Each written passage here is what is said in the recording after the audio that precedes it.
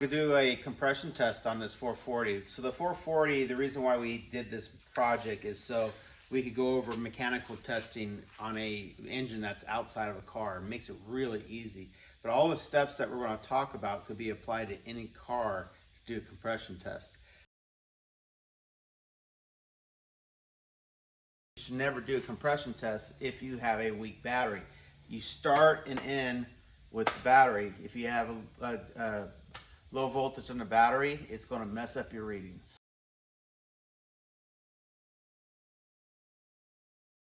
Mentioned we have to disable fuel and spark. Let me show you how to disable spark on this one. We're just going to take the power away from the coil. So there's actually, follow the positive wire back from the coil right here to our ignition connection, our battery connection here.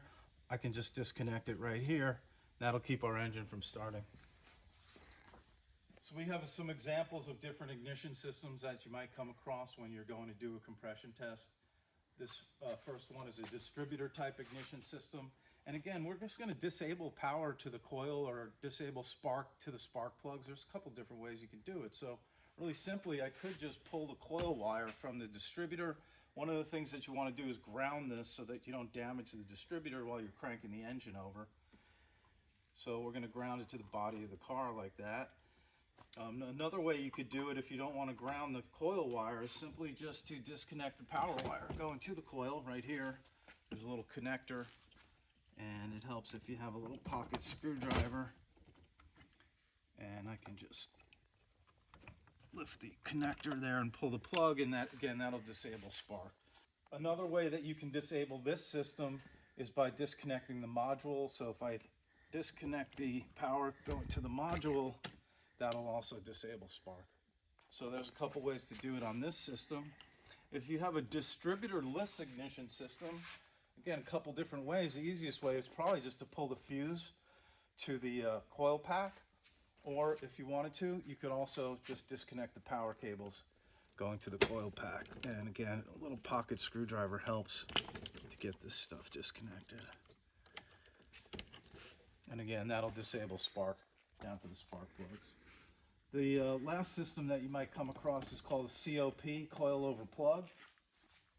Similar to the distributorless ignition system, we're just going to unplug each coil. This particular system, coil over plug, has an individual coil for each cylinder.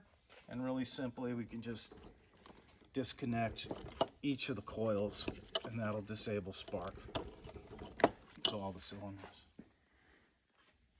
So this is a fuel injection training board. You can see fuel injectors spraying fuel into the tank here. You don't want to, ideally you don't want your fuel injectors to be spraying fuel as you're doing a compression test. So we need to be able to stop this from spraying fuel. There's a couple ways you could do it. You could just unplug it right, if it's a master plug right at the injectors, you could just unplug those injectors by that master plug. A lot of cars will have a plug close to the injectors. The other way you could do it is you could pull a fuse out. So a fuse is a great way. Just look for a EFI fuse or a fuel pump fuse. But you want to kill the fuel delivery to your injectors. Another easy way to do it is find a fuel pump or a EFI relay and just disconnect that relay. Oh, this one's never been apart. There we go. So if you disconnect that relay, the relay won't be sending power to your fuel injectors. But keep in mind though, fuel injectors, they get power all the time. But what makes them pulse is the computer applies a ground which pulses those injectors. So the ground is really hard to disable. What you're really disabling is the power supply. Well, this is the power and the ground, but power supply to your injectors is what you're trying to disable. This board is not only about fuel, but it's about air. And when you do a compression test, you want to get the max amount of air into your engine. So the throttle body right here, this is a fuel injection example. We need this throttle body completely wide open to get as much air into the motor as we can to raise up our compression in each cylinder. So you could have somebody in the car just step on the gas, or you could block this open with a pair of pliers, put a pry bar on the accelerator pedal and bunch it up with the seat. So we gotta get this to stay open. So another thing that is a very old trick with old school guys, and this is a carburetor, so not a fuel injection carburetor, but the old school guys with the old carburetors, they would just take a screwdriver and they would just put a screwdriver into the throttle plate, leaving those throttle plates open. So again, whether you're a carburetor or a fuel injection system, throttle plates need to be wide open throttle, WOT, for a compression test. The easiest way is to stick someone in the car, have them put the gas pedal on the floor, and then they could also crank the car for you at the same time. So in review, I want the max amount of air as I can get. So I'm going to go ahead and I'm going to clamp this accelerator pedal down with a pair of vice grips. There we go. I'm going to disconnect my ignition coil here. So we have a simple wire because this is just a training display. So I'm just going to disconnect the power. Remember, it's the power we're going to disconnect going to our ignition system. For fuel, we're just not going to have the fuel line in the fuel tank. Okay.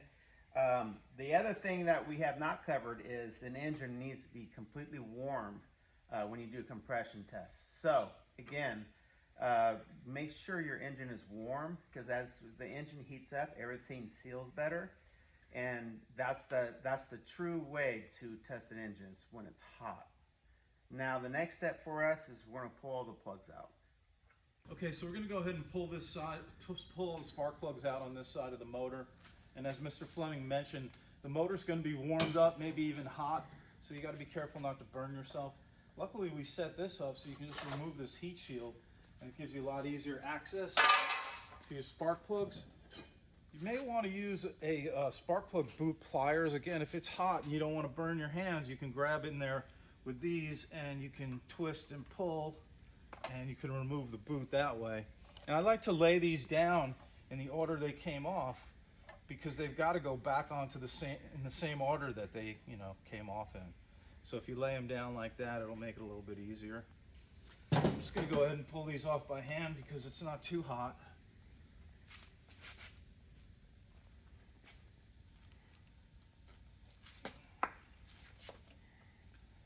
And then that'll give me some easy access. So I laid them out in the order that they go back on, and now I can easily access this. Now you want to make sure you fully engage the socket onto the plug and then break it loose. And once it's loose, I tend to use this little knurled section here, and I can just spin it out. And we're going to lay these out in the order in which we remove them, so we can take a look at how the cylinders are performing by the way the tip of the spark plug looks. So we're going to lay them out in the order we removed them onto this tray right here. And I think we're just going to buzz through this part while we remove the rest of them.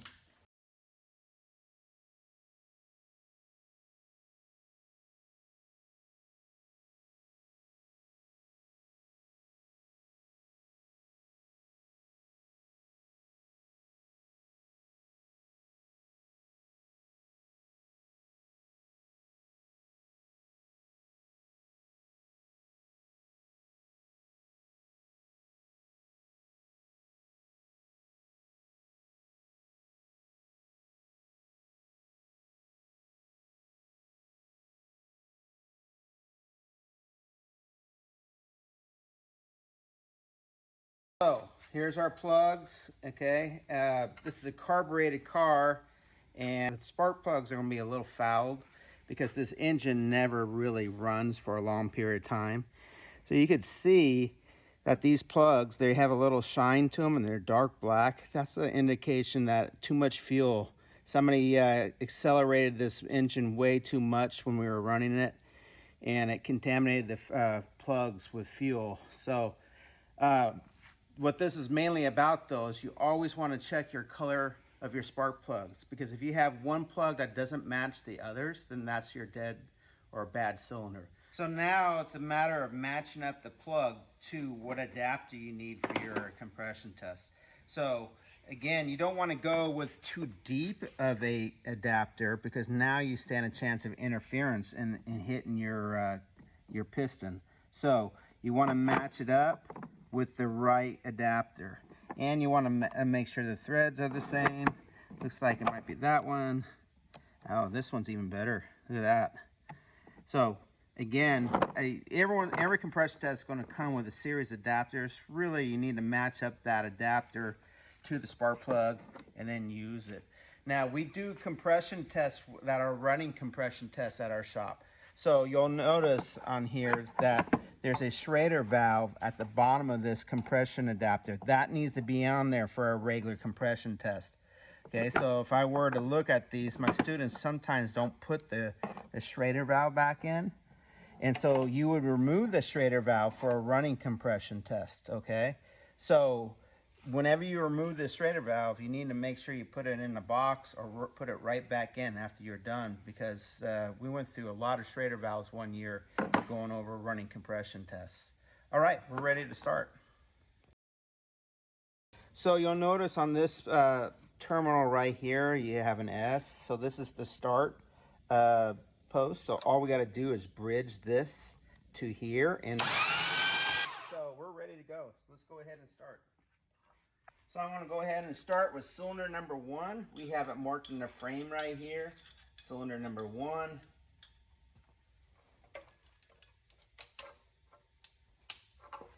And then I hook up my gauge, make sure there's no pressure. And I always tell my students that you want to do 5 cycles of the engine. So the engine has 4 strokes: intake, compression, power, exhaust. And you could hear it if you listen to it as a cycle. I always call it a to-do. So you want to do 5 to-dos. So let's go ahead and do that. All right, so we're going to go ahead and jump it. I'm going to pay attention to the first, and then I'm going to see it pump 5 times in the gauge, and then I'm going to stop it, and I'm going to record the first and the last. Here we go.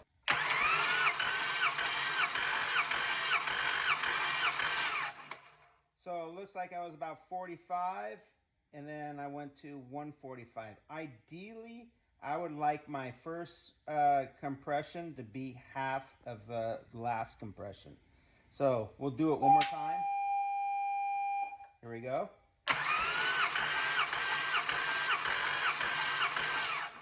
So it was actually 40, not 45, and then went to 145. So my engine's kind of tired, because if you had a brand new engine, that first compression stroke would be almost half of the last stroke. And also I want to emphasize, you hear it go to do, to do, to do.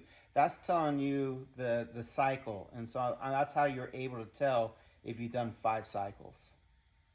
So it's really important we record our compression tests on some type of format, or you need to record the information that you're getting from the gauge. So this is how I like to do it. I like to draw circles, because cylinders are circles. You need to know where the front of the engine is. You need to know the cylinder numbers and what they're labeled. Every engine's different. And now this was cylinder number 1, so I could put down that it was 40 over 145. And now we're going to go through the rest and compare our results.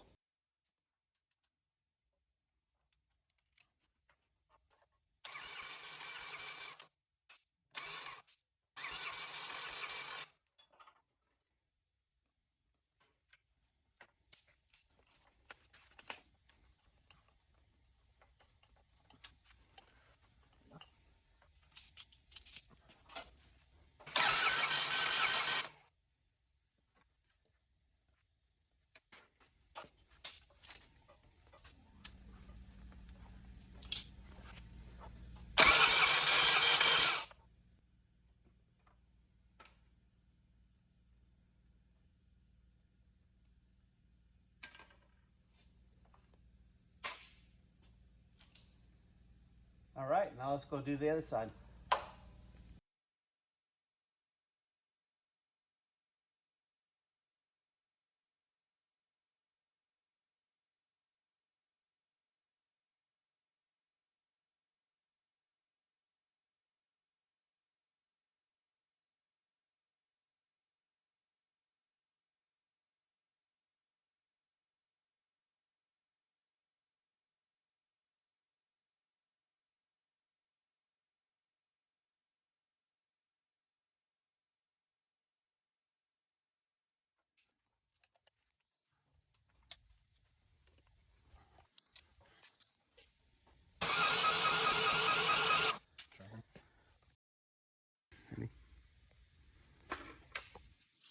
All right, here's our second try. And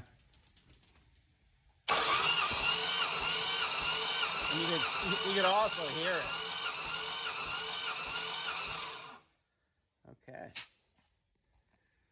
So now for diagnosis. We've already talked about our color comparison with our spark plugs and condition of the spark plugs, but now we got our numbers. And the first thing that draws my attention is the number 8 cylinder. Not only couldn't you hear a difference in how it cranked, but the gauge just didn't respond. Okay, so this is a too low a compression, and it needs to be within 10% of your highest one. So my highest one is 150.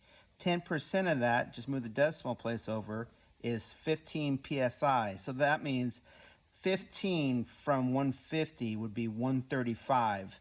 This would need to be 135 to be in spec. It is not in spec. So what do we need to do now is we need to do this again as a wet test. And we need to put in 2 squirts of oil into this cylinder. That's going to populate along that piston ring. And if my compression goes up 5 to 10%, it's the rings. If my compression doesn't go up at all, then it's the valves.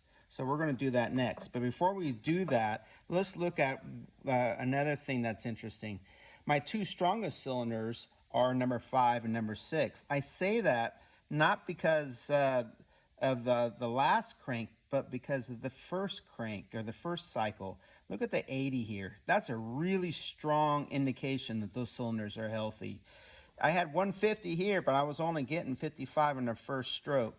So I would argue that these are probably in better condition, even though this was a higher compression. The cylinder that's starting to become weak, like the number 8, is the number 1. It has good compression, but this is where I look at that first power stroke, or the first stroke, and it's at 40.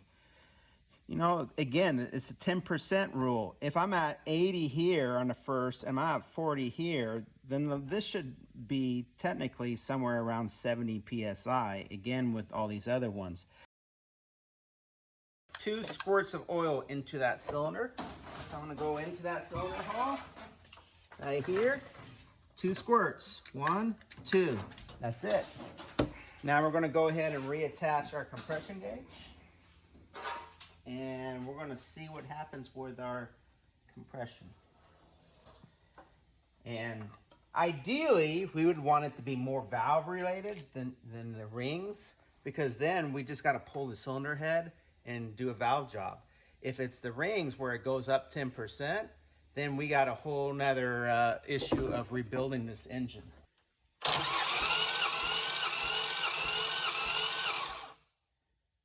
want to do it again? Yep.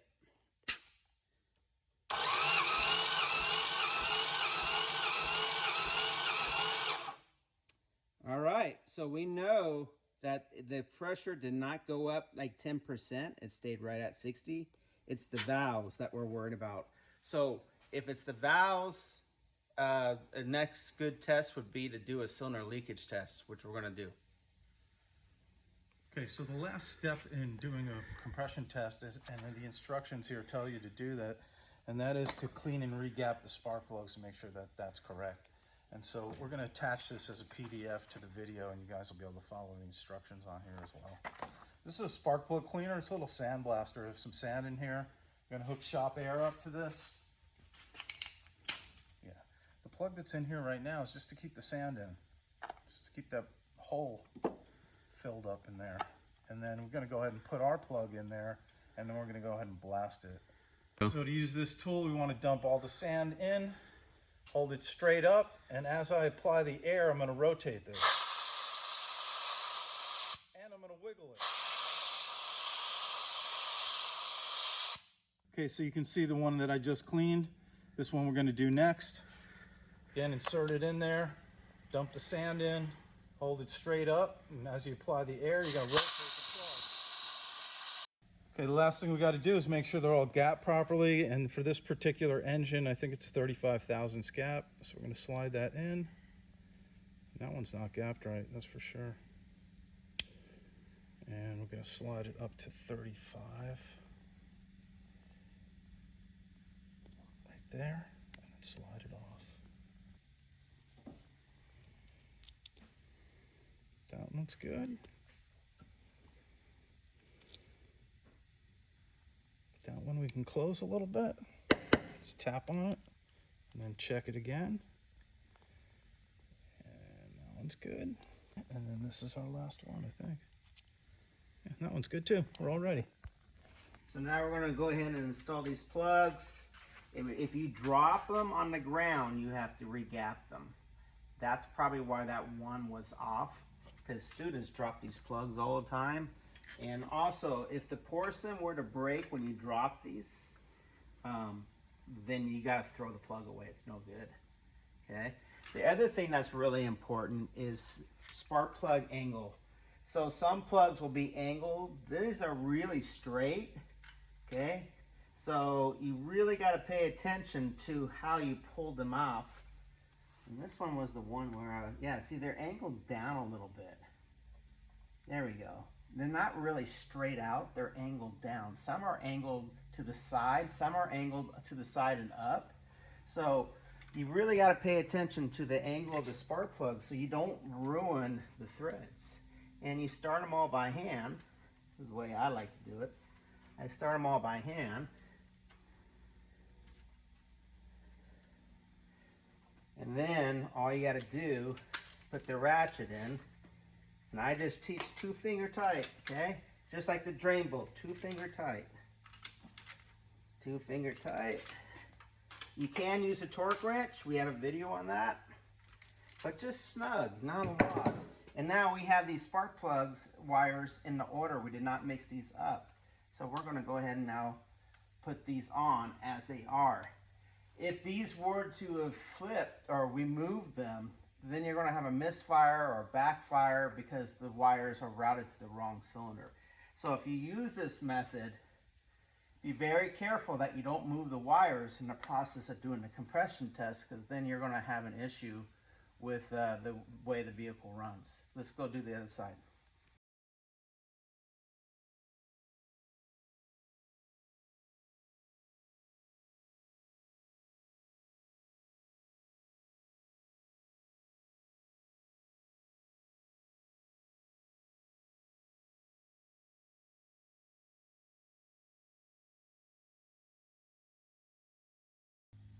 When you go to put these plug wires on, make sure you feel a little snapping onto the end of the plug, and that ensure it won't rattle off on you. If you ever do mix up these spark plug cables, there's no worries. There's a way to figure all that out. On this particular engine, they made it really easy for us. They printed all the firing order and all the cylinder numbers right on the intake manifold. So if you look real carefully, you can see this engine fires in the order 18436572. It goes in a counterclockwise direction, it looks like to me. Yeah, it rotates in counterclockwise direction. And if you look over here, all the cylinders are also numbered. Here's number 1, number 5, number 7, and 3 is covered up. It's pretty easy to figure it out. So if you know where number 1 is on the distributor cap, and on this particular one, we marked it with some white out, and I follow that cable, it should go to the number 1 cylinder, connect to that spark plug, and it does. The next one in the clockwise order would be number 8. And so number 8 is on the back on this side. And yeah, that cable goes right to number 8. And so if you go through the whole firing order, just like we did, you can figure out if you have any of them crossed and then fix that before you start the engine up. So they made it really easy on these older engines. They printed everything right on the intake manifold. You're not going to find this on a modern car. But if you go ahead and do a Google search, year, make, model, engine size, and the keywords firing order, you should be able to find all this information online really easily. And in this example, we have fairly equal cylinders, except I see two problem cylinders. These are both low and next to each other. And when you see a cylinder that has about half the compression it should have, and they're both right next to each other, it usually indicates a break in the gasket in between the two. We call that a blown head gasket. So again, when you see that they're fairly equal right next to each other and it's about half of what it should be, Most likely that's a blown head gasket.